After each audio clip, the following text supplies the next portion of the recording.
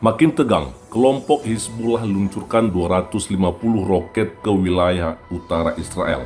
Ini berita diterbitkan pada hari Kamis kemarin 13 Juni 2024 pada pukul 17:06 waktu Indonesia Barat. Kita akan coba langsung lihat saja di sini ya. Nah, ini dia.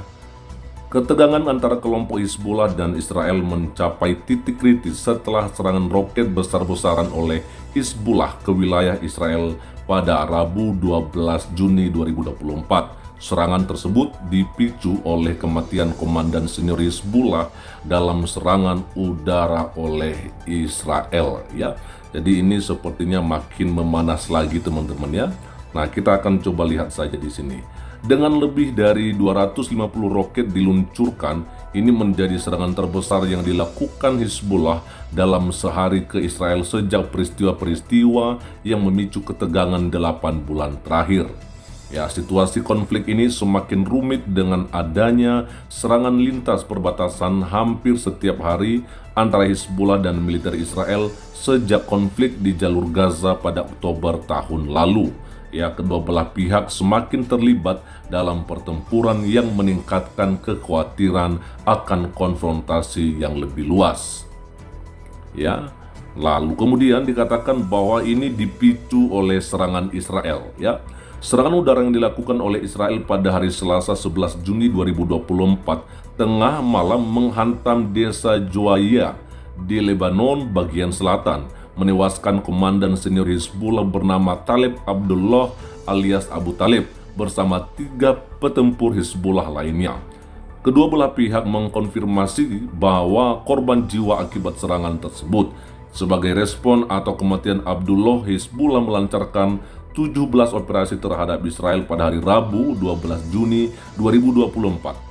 8 operasi diantaranya diakui oleh Hizbullah sebagai respon terhadap pembunuhan oleh Israel di Joaya. Ya, oke ya. Lalu kita akan coba lihat ini dia.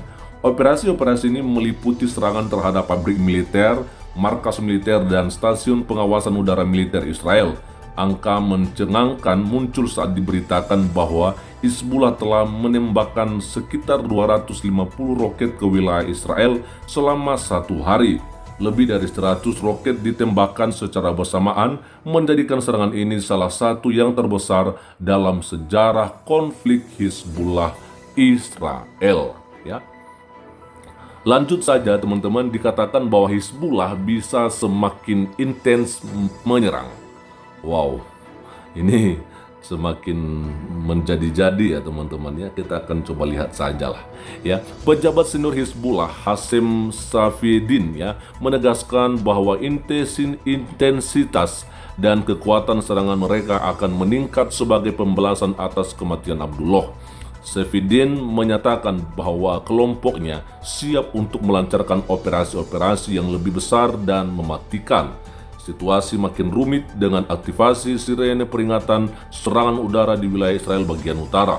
Militer Israel menyatakan bahwa sejumlah jet tempur mereka telah dikerahkan untuk menargetkan lokasi-lokasi peluncuran di wilayah Lebanon bagian selatan pada hari Rabu 12 Juni 2024.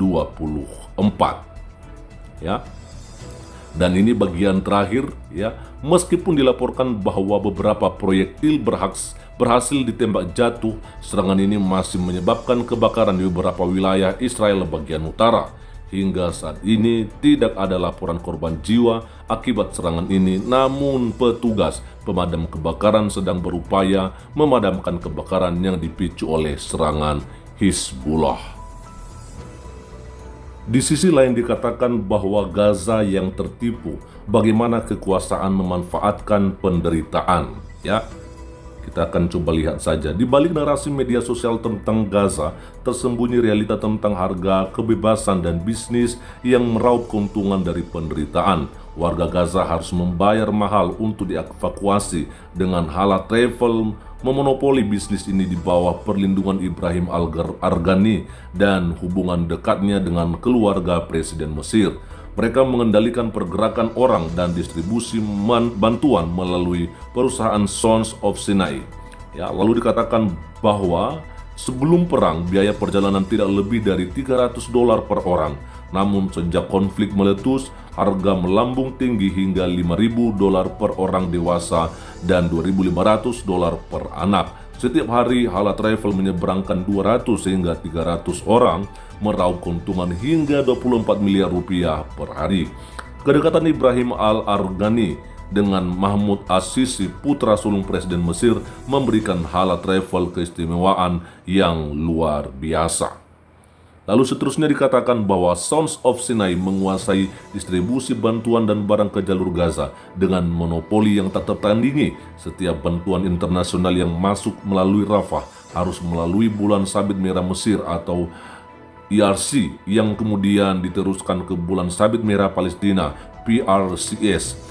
Gudang tempat penyimpanan bantuan ERC adalah milik Al-Arghani, menciptakan monopoli yang memperparah penderitaan warga Gaza. Lalu seterusnya, prosedur berbelit menyebabkan barang bantuan menumpuk dan terbengkalai di gudang ERC. Alat-alat kesehatan mahal, alat bantu jalan, kursi roda, dan barang-barang penting lainnya terbengkalai di dalam gudang. Kondisi di Rafah semakin parah setelah serangan darat dan udara Israel dengan akses bantuan tertutup total. Sementara 1,3 juta pengungsi hidup dalam ketidakpastian menunggu bantuan yang tak kunjung datang. Gaza kini adalah krisis kemanusiaan yang layak disebut genosida. Nah, teman-teman, bagaimana kira-kira menurut teman-teman semua nih? Ya, dikatakan bahwa Gaza yang tertipu, ya. Lalu bagaimana kekuasaan memanfaatkan penderitaan? Ya, saya tidak bisa terlalu banyak berkomentar, tetapi dalam hal ini kita harus ya jujur, ya. Kita harus terbuka bahwa kenapa terjadi ya serangan-serangan yang luar biasa, yang sampai pada saat ini mungkin sekitar 36.000 atau 37.000 ya orang yang sudah menjadi korban jiwa oleh karena serangan-serangan yang dilakukan oleh Israel di wilayah Gaza. Ini dimulai sejak tanggal 7 Oktober 2023 dan tentunya hal ini semua ya Hamaslah yang memulai pergerakan serangan ini. Ya, sehingga kita melihat di sini bahwa saudara-saudari kita ya yang ada di wilayah Gaza, ya warga sipil Palestina menjadi korban jiwa oleh karena serangan-serangan yang luar biasa dilakukan oleh Israel. Dan saya pikir sama dengan apa yang disampaikan oleh Presiden Mahmud Abbas bahwa semuanya ini ya Hamaslah yang paling bertanggung jawab. Karena serangan yang mereka lakukan di tanggal 7 Oktober membuat Gaza ya diluluh lantahkan oleh serangan-serangan yang sangat luar biasa dari kelompok militer Israel. Teman-teman, silakan berikan komentarnya di sini. Dan assalamualaikum warahmatullahi wabarakatuh. Shalom, Om Swastiastu, Namo Buddhaya, salam kebajikan dan salam Indonesia cerdas.